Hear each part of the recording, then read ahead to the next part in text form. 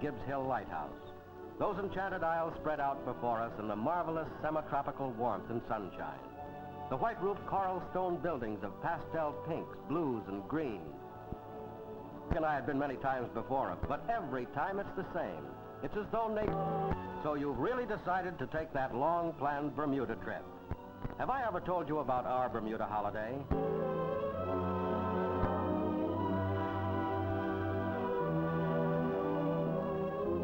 Yes, we've been to Bermuda many times, just as you will go again and again. Perhaps you'll first arrive in Hamilton Harbor, that deep natural anchorage where great ships can tie up directly to the shore. That's where we had our first close-up of the delightful cottages and guest houses as we came slowly up the harbor. Terraces leading down to snug moorings on the smiling blue waters. Luxurious hotels overlooking this scene of ever-changing interest and charm. We always planned to be on deck during docking maneuvers to see the big ship brought to the wharf as skillfully as you'd park your motor car. There's no doubt that you're in a foreign land.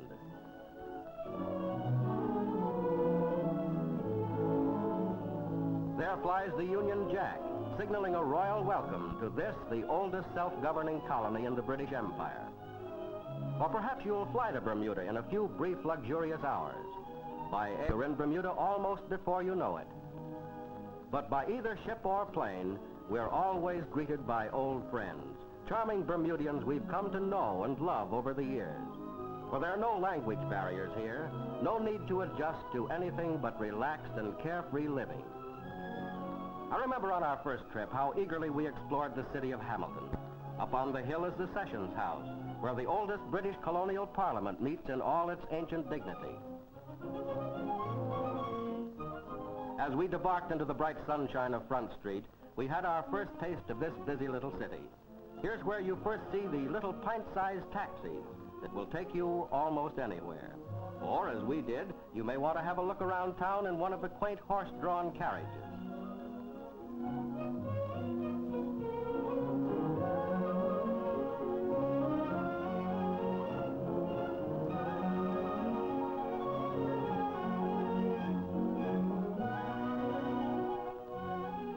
Don't be surprised when your driver keeps to the left, for this is a bit of the British Empire, you know. As you jog along up Queen Street, you'll see all kinds of interesting shops. It'll be a temptation to buy something in every one of them. Imported English things to wear or just to take home as souvenirs. Bermuda cedar. Lovely perfumes for which the islands are well known. Then tell your driver to turn up Reed Street. Here is where many shoppers park their bicycles. And incidentally, you'd better practice up, because there's nothing more fun than bicycling in Bermuda. You can rent one almost anywhere. Here is the Cenotaph, Bermuda's memorial to her war heroes. And behind it is the Secretariat, official offices of the Governor General and the Colonial Secretary. It so happened that on our last trip, a new governor had just taken residence in the governor's mansion. The formal ceremonies to inaugurate his coming were held on the broad lawns near the Royal Bermuda Yacht Club. We watched the military review, staged with all the imperial pomp and circumstance of British tradition.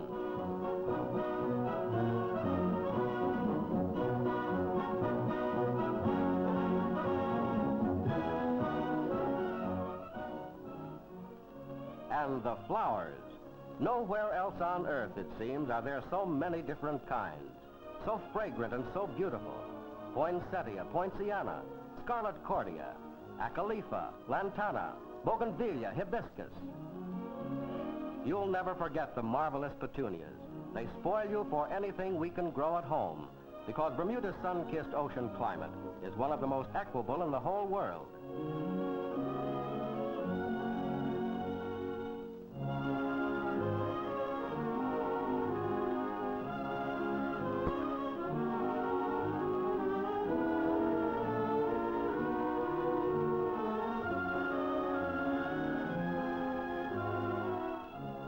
We spent days lazing along the winding roads, banked for miles with oleanders. You see, no matter what time of the year you go, you'll find it always flower time and always incredibly beautiful.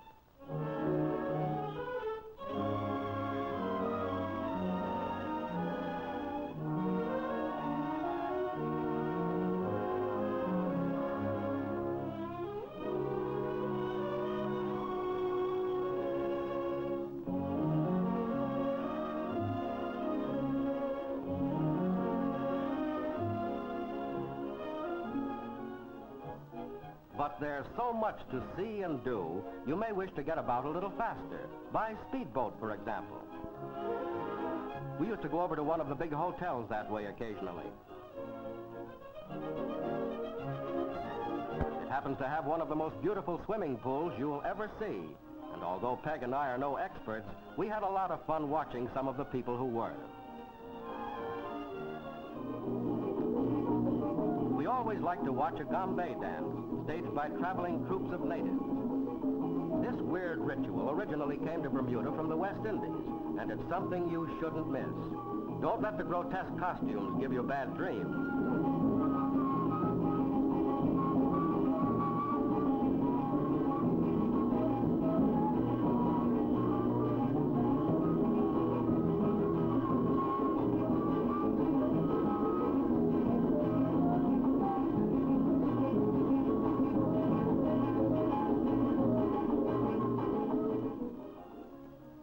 Somehow, every path leads back to the incredible turquoise water.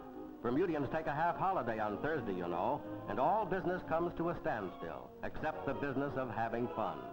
It takes something pretty serious to keep a boat at anchor on Thursday afternoon at the Royal Bermuda Yacht Club. You'll love the trip to Somerset at the western end of the islands. We often go by carriage, and it's one of the loveliest trips on the islands. Of course, you can go by car or even by bicycle if you're looking for exercise.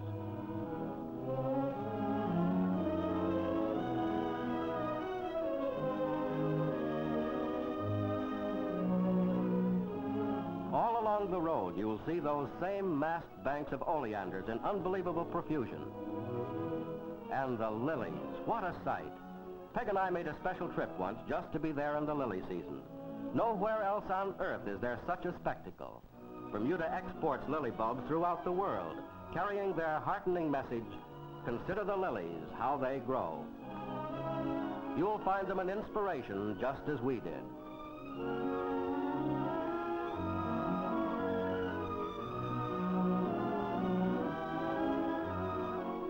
We usually like to take a picnic lunch along, but there are so many beautiful spots it's hard to choose from among them. We had several favorites to which we could wheel our bikes from the beaten path. This one, for instance, a tiny gem of a harbor flanked by towering coral cliffs.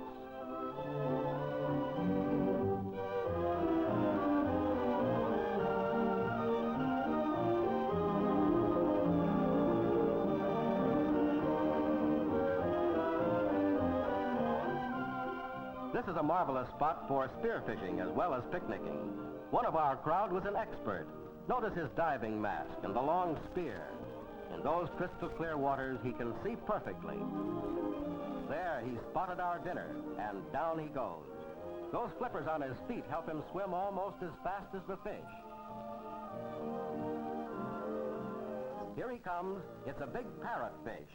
Try spearfishing yourself sometime.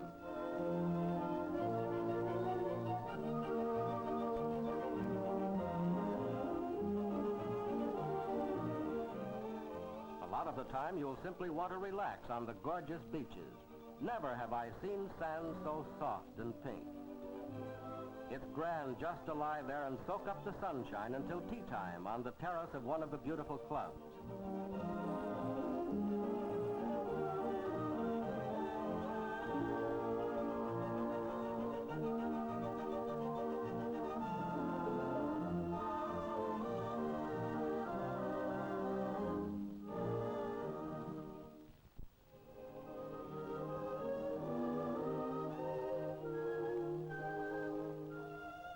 What an appetite it gives you, and what delightful surroundings, for tea time is informal like almost everything else in the open air.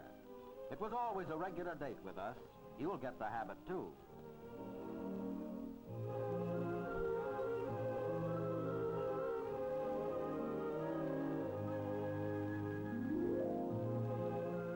Sometimes we sail over to Somerset, and it's a lovely trip.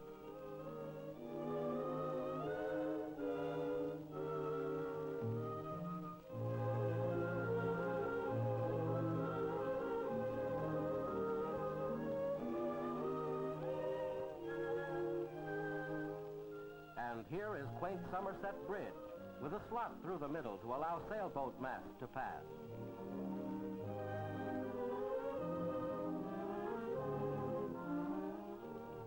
Do you like aquaplaning? We certainly do. And there's plenty of opportunity in the sheltered harbors. It's exciting, especially in tandem. Be sure to try it when you go.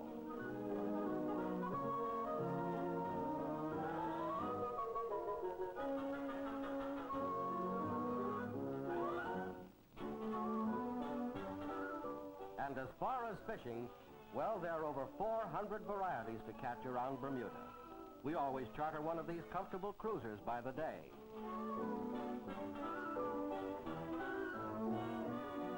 Believe me, the pilot knew all the best spots around the islands for tuna, marlin, barracuda, dolphin, rockfish, bonefish, and wahoo. The last time I had quite a battle landing a wahoo.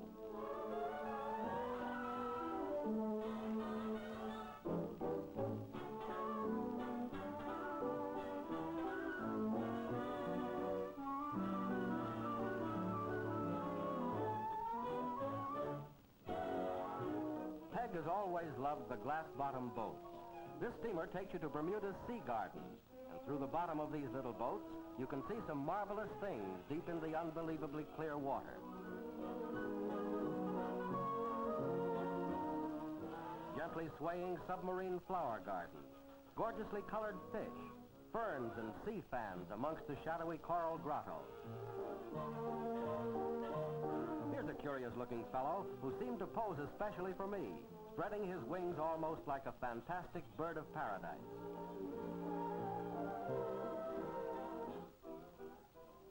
Over at the aquarium, you can see many more varieties of sea life. It's a short trip from either Hamilton or St. George. And here's a lot of fun. Peg found out you can actually walk with perfect ease along the bottom of the sea with one of these special diving helmets. Of course, she had to be first, so down she went.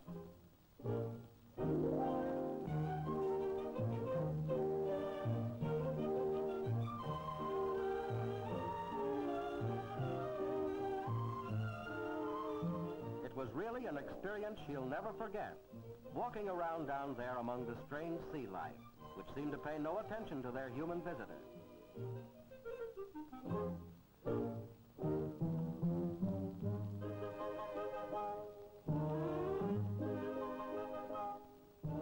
And be sure to go to the Devil's Hole.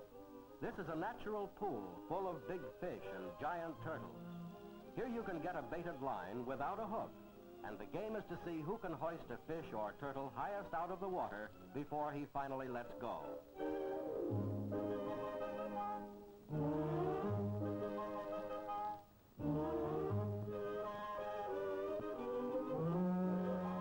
I've always said that the fish have just as much fun as you do in this game.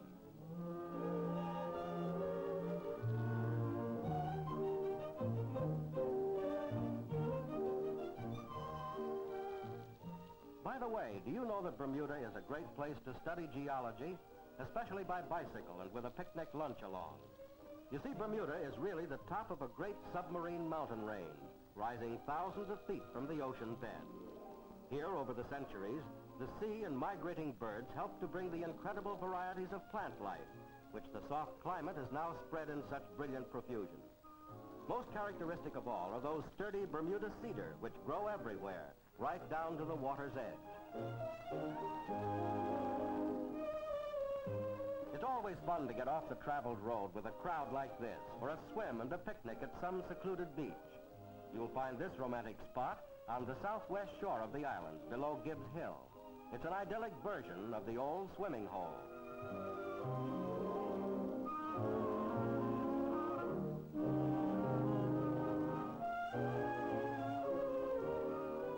We used to race across to the other side.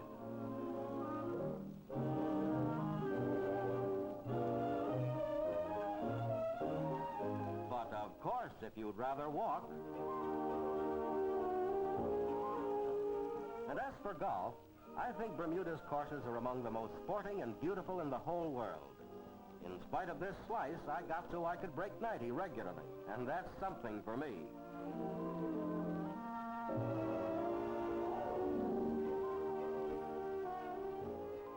The tennis courts are superb, and there are plenty of them, and with a variety of surface, too.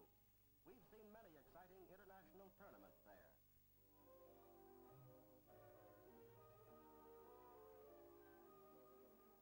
But this is a bit of Britain, you know, so there's always soccer. Bermudians are top-notch players, and there are games every week during the season.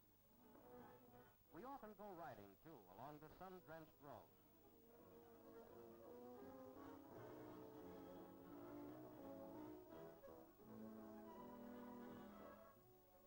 And being horse lovers, we always try to take in the annual agricultural exhibition, which features a horse show.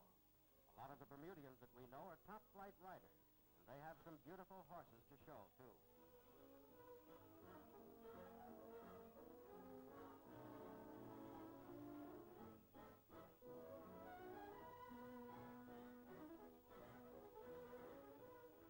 But to Peg and me, there's something irresistible about Bermuda's crystal azure waters.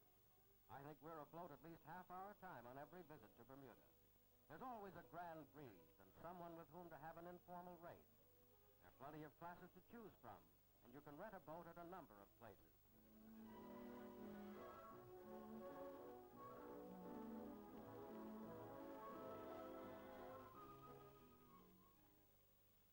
Don't forget to visit Tom Moore's house, built in 1652. Here's where the famous Irish poet wrote one of his most beautiful verses, which runs like this. Oh, could you view the scenery, dear, that now beneath my window lies? You'd think that nature lavished here her purest wave, her softest skies, to make a heaven for love to sigh in, for bards to live and saints to die in. The seacoast at the far eastern end of the islands is as dramatic as everywhere else. Blue-green waters, breaking surf, coral cliffs, and the ever-present Bermuda cedars. Here lies the 17th century town of St. George, where much of Bermuda's history has been made. You can get there by motor car, motor bus, carriage, or bicycle, and it's worth 100 trips. Be sure to visit ancient St. Peter's Church. It's the oldest in Bermuda and stands on the site of the first English church in the Western world. The original building dated from 1619.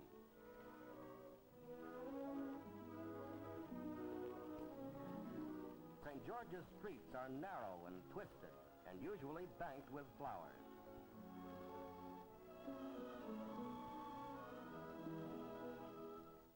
Peg and I were fascinated with the ancient Gates Fort. Built in the early 1600s, it was named for its builder, Sir Thomas Gates, who was shipwrecked on the islands nearly 350 years ago.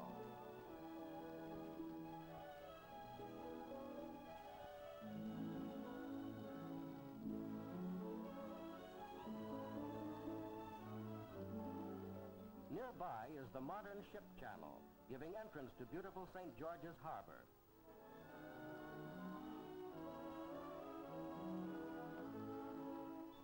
There's one spot where you must be sure to have a picnic, the Natural Arches. And it's a wonderful place to swim, too.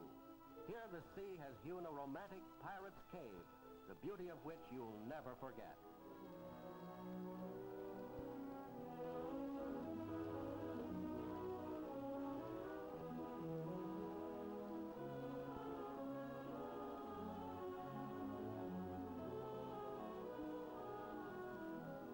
We always climb Gibbs Hill Lighthouse on our final day for one last panorama of these lovely islands, for one last impression of our Bermuda holiday.